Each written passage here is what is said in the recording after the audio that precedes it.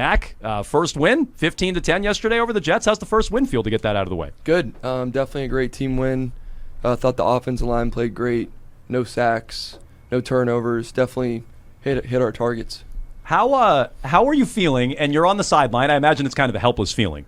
But how are you feeling when it's a Hail Mary, it's the last play of the game, it's hanging up there, it's kind of batted around in the end? Like, what's going through your mind? How are you feeling at the end of the game? Great. I know our defense is prepared, and they go out and execute, so I knew we were going to be ready for it.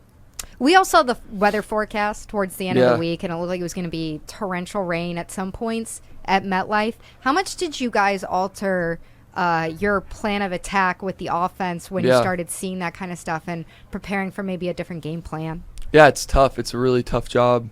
You have to, right? It's a fact. It was wet. It was windy. It was all the above. So you have to be ready for it. Have to have a smart plan. And I thought Coach O'Brien and Coach Belichick did a great job of that. And both teams have to play in it. So overall, no turnovers is really impressive. A lot of times in rain games and wind games, there's a lot of turnovers. So none there. And then the no sacks is important too. Just thought the offensive line really did their part against a really, really good defense. Great front they have. And yeah, it was good. On the subject of the no turnovers, how much was that emphasized this week, and what sort of preparations did you guys have in practice for them? Yeah, definitely. Always want to try and have no turnovers. The teams that don't turn the ball over are at the top of the league, so try to just continue that trend. But yeah, definitely credit to the offensive line, really, for me, just giving me a lot of time back there, let me, make the throws. And, for the running backs, they did a great job. Like I said, the conditions weren't ideal, so the ground game had to be there, and I thought it was there. So the emphasis last week, and correct me if I'm wrong, was on starting quicker. You guys want to start fast. You started with field goals in both halves. But it was 6 punts, I think, to close it out down the stretch, some 3-and-outs, not a ton of first downs. What went wrong with the second half and fourth quarter offense yesterday? Yeah, when you watch the all-22, when you watch the tape, it's just little things, but we just got to close the game out. So what kind of little things? Just closing the game out, like, you see across the league. So you're either in like 2-minute offense or 4-minute. So in that case, we were kind of in 4-minute. So one of the things that we see, and I think a lot of fans get frustrated with, are some of these throws to Juju at the end of the game. You've told us before you're close, and things are close on offense. Why are they not there yet? And again, from the outside looking in, specifically with him, why has that not fully clicked with Juju? Oh, Juju's great. Definitely want to give him the ball more, and we've worked really hard in practice, and it'll happen.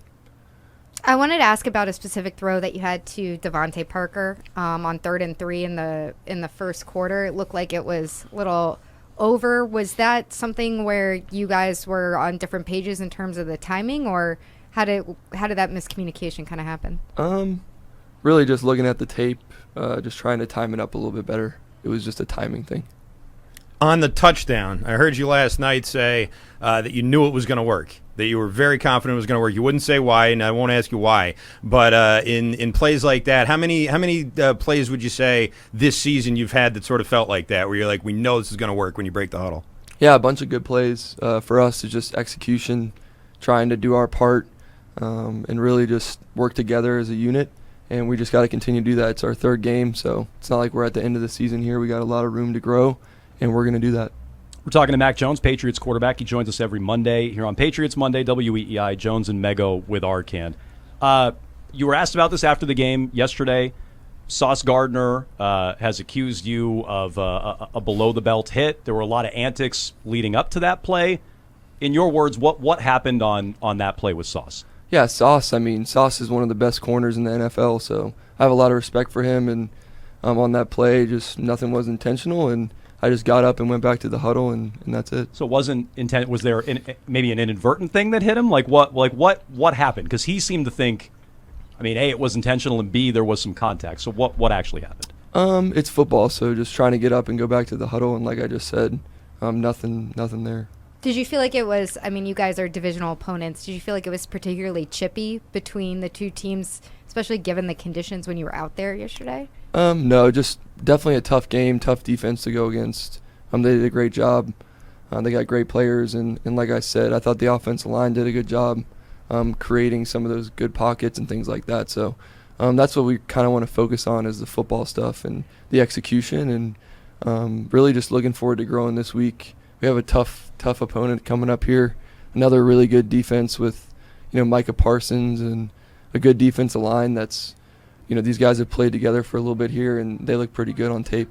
I know you said it's just football, and it's a good attitude to have, obviously. But you have to know, watching around the league, that when guys put their hands on quarterbacks, throw guys down, quarterbacks down in particular, there's almost always a flag. Do you feel like guys take extra liberties with you maybe sometimes? No, it's football. I just go out there and play, man. It's football, right? You're gonna get hit, you're gonna get knocked down, and for me, it's just trying to stand in there and do my part. So I'm confused because maybe I just haven't heard the answer, or I'm missing it. There was contact with Sauce, or there wasn't? And if it was it inadvertent, was there contact with him, or is he just, does he not know what he's talking about? I'm just confused. Oh, I kind of already answered that one, so I'm good on that. Okay. Yeah, I'm talked about it. I'm not sure I've heard it. But have you heard from the league about this yet? There was a report that you were going to hear from the league about it. Like I said, just this week is for me about improving. So I'm just focused on really watching the tape of the game we just played, and trying to clean up some of those throws. And then for me, just look at Dallas and see what they do really well. And they have a great front. Micah Parsons is the top player in the league. Really been impressed with what he's done on film, and they definitely work well as a unit together.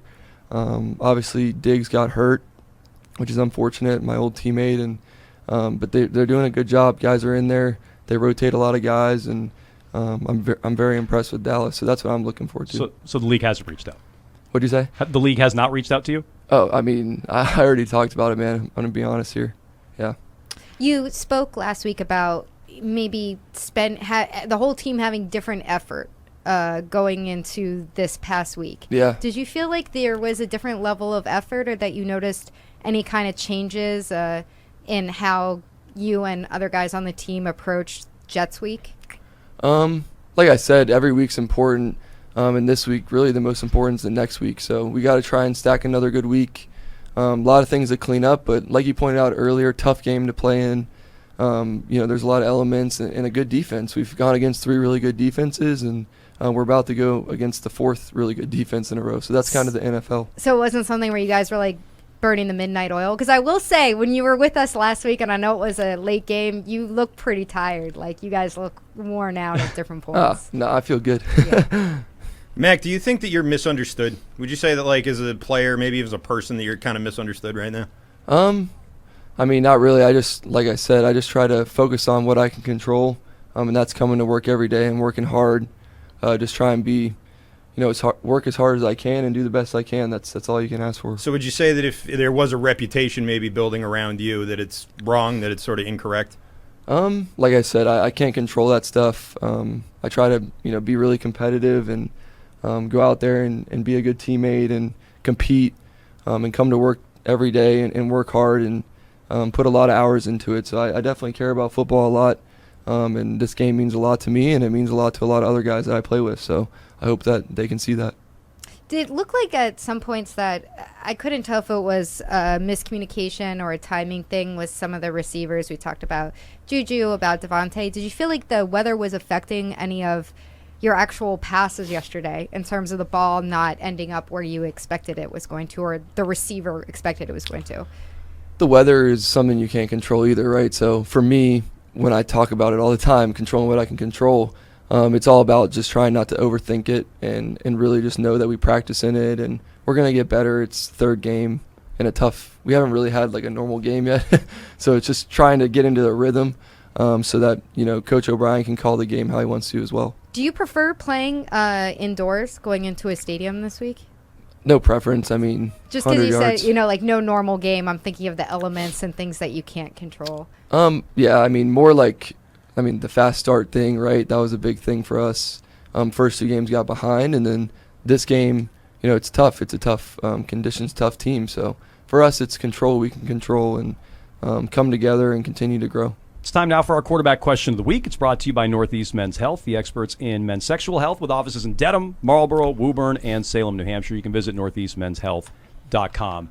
I read a story last week. A bunch of your teammates. I know it was Julius Peppers. Peppers, rather. I forget who else was quoted in the story. It was mostly defensive guys, maybe Jawan Bentley.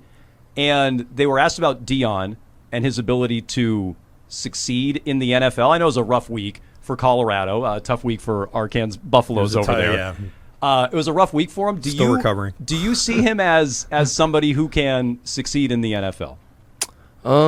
I really I like to watch Alabama football. So, I mean, I have seen them. They look good.